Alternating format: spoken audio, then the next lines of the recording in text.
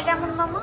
চমচমা মা সমসমের মতন এটা নিয়েছো এটাই আকর্ষণীয়। নিশ্চিত আমাকে শোনা নিয়েছো হবে? মহিলা মার্কেট হ্যাঁ পূর্বাচল। আমাকে শোনা নিয়েছো? হ্যাঁ চামচ নিতে আসে আগে নিয়ে নেই এই মিষ্টিটাও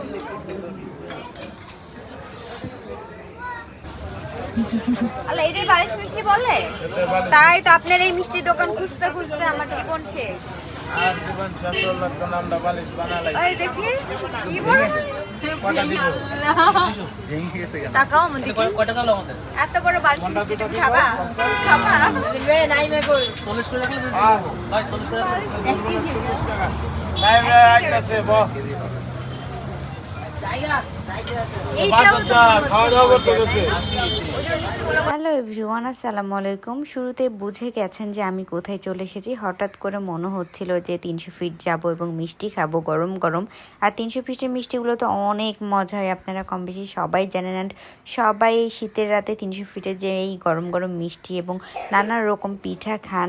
তো আমিও চলে গেলাম রাত 12টার সময় 300 ফিটের। সাথে আমার বড় মেয়ে ছিল এবং আমরা দুইজন মিলে গরম গরম ধোয়া ওঠা মিষ্টি খাচ্ছিলাম। এত বেশি টেস্ট ছিল আর মিষ্টিগুলো দেখতে এত বেশি লোভনীয় লাগতেছিল। আর সবগুলো মিষ্টি অনেক বেশি সুস্বাদু ছিল। আমরা তো কম বেশি একটু একটু করে সবগুলো ট্রাই করেছি। আর এত মিষ্টি যতই আমরা পছন্দ করি না কেন, সবগুলো মিষ্টি তো একসাথে এত খাওয়া যায় না। হঠাৎ ঘুরতেই চোখে পড়লো বিভিন্ন রকমের মাছ। তো এখানে আমরা মাছ কেনার জন্য একটু দামাদামি করতেছিলাম, কারণ মাছগুলো খুব ফ্রেশ ছিল। দেন চলে গেলাম নীলা মার্কেটে। এখানে খুব সুন্দর মেলা হচ্ছে আর চানাচুর মাখানো দেখে অনেক বেশি লোভনীয় লাগতেছিল। ভাবলাম যে চানাচুর মাখানো এই সময় খাওয়াই যেতে পারে। হঠাৎ আমার বড় মেয়ে বলে যে ছোট আম্মু চলেন নাগরদোলায় উঠি। তারপরে বাকিটা তো পুরোটাই ইতিহাস, যেগুলো আপনাদের সাথে একটু শেয়ার করব। আপনারা খুব বেশি মজা পাবেন।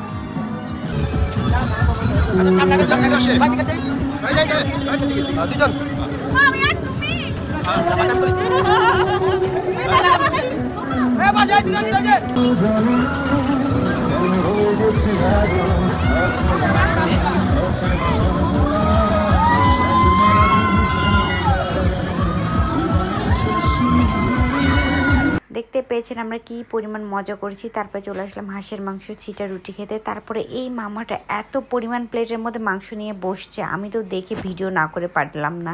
ভাবলাম যে এই একটা মানুষ এতগুলো মাংস কিভাবে খাবে। তারপরে এই তো আমি এখানে ছিটা রুটি বানানো শিখছিলাম, যেহেতু আমি একদমই ছিটা রুটি বানাতে পারি না। আর এটা খেতে অনেক বেশি মজা লাগে, যেহেতু আমাদের 300 ফিটে চলে আসতে হয় এটা খাওয়ার জন্য। খালাকে বলছিলাম যে আমাকে একটু শিখাই দিবেন, তো খালাটা এত বেশি ভালো, আমাকে একদম যত্ন করে শিখাই দিচ্ছিল। দেন খাওয়া শেষ করে আসার সময় এই প্রদীপটা দেখতে পাই, তো এটা ভীষণ ভালো লাগছিল। আমি একটা পিকচার নিলাম। দেন হচ্ছে আমরা গাড়ি নিয়ে নিলাম। দেন চলে যাচ্ছে একটা ভাইরাল পয়েন্টে, যেটা কিছুক্ষণের মধ্যেই আপনারা দেখতে পাবেন।